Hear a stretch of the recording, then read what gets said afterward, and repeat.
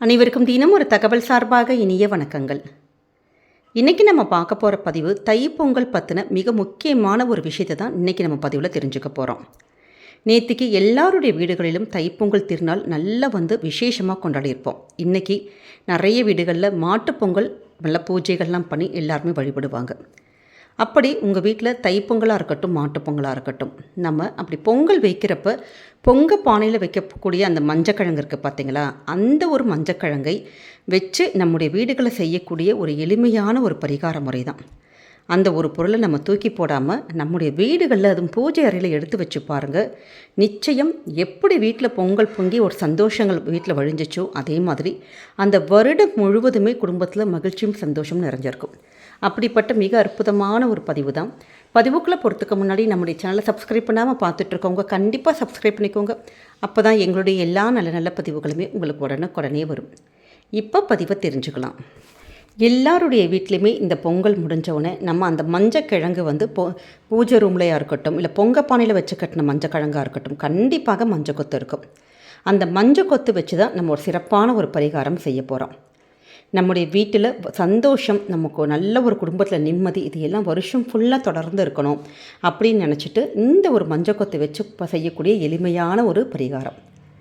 நமக்கு இந்த மஞ்சக்கொத்துலேருந்து ஒரு சின்னதான ஒரு துண்டு கிடச்சா கூட போதுங்க. அந்த ஒரே ஒரு சின்ன ஒரு துண்டு எடுத்து நல்ல வெயிலில் காய வச்சுருங்க.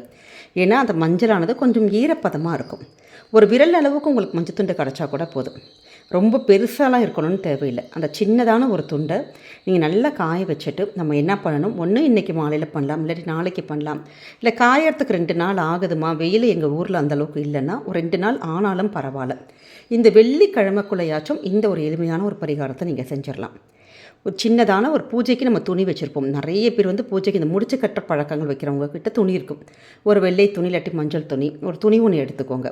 அதில் ஒரே ஒரு துண்டு பச்சைக்கல் பொறுமை எடுத்துக்கோங்க. கொஞ்சோண்டு ஒரு சின்ன ஒரு துண்டு மஞ்சள் துண்டு எடுத்துக்கோங்க. இதோடு கூட ஜவ்வாது பொடி, இப்போ உங்கள் வீட்டில் இருக்குதுன்னா ஜவ்வாது பொடி நீங்கள் எடுத்துக்கலாம். அதோடு சேர்ந்து நமக்கு ஒரே ஒரு ஏலக்காய், ஒரு கிராம்பு, இவ்வளோதாங்க, வேறு எதுவுமே வேணாம்.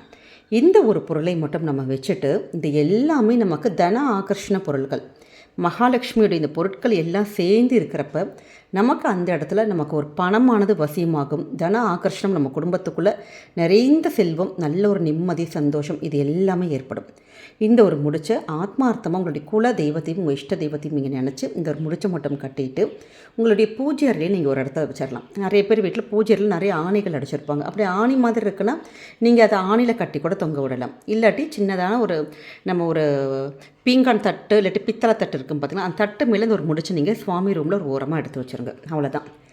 இந்த முடிச்சில் நமக்கு பச்சை கற்பூரம் வைக்கிறதுனால உங்களுக்கு அந்த அளவுக்கு சீக்கிரத்தில் இந்த மஞ்சளை பூச்சி பிடிக்கிறதுக்கு வாய்ப்பு இல்லை. அதனால் இது 3 மாதத்துக்கு ஒரு தடவை நீங்கள் முடிச்சு மட்டும் பிரித்து பார்க்கலாம். இப்போ சப்போஸ் அதில் பூச்சி வந்துருச்சுமா, ரொம்ப வண்டாக இருக்குது அப்படிங்கிறவங்க நம்ம கால்படாத இடத்துல செடியில் அப்படி நீங்கள் போடலாம். இல்லை அந்த மஞ்சக்கிழங்கு நல்லா இருக்குது அப்படிங்கிற பட்சத்தில் திருப்பி கொஞ்சம் கூட நம்ம பச்சை கற்பூரம் இதை சேர்த்து வச்சுட்டு நீங்கள் திருப்பி ஒரு முடிச்சு போட்டு நீங்கள் எடுத்து வச்சிடலாம்.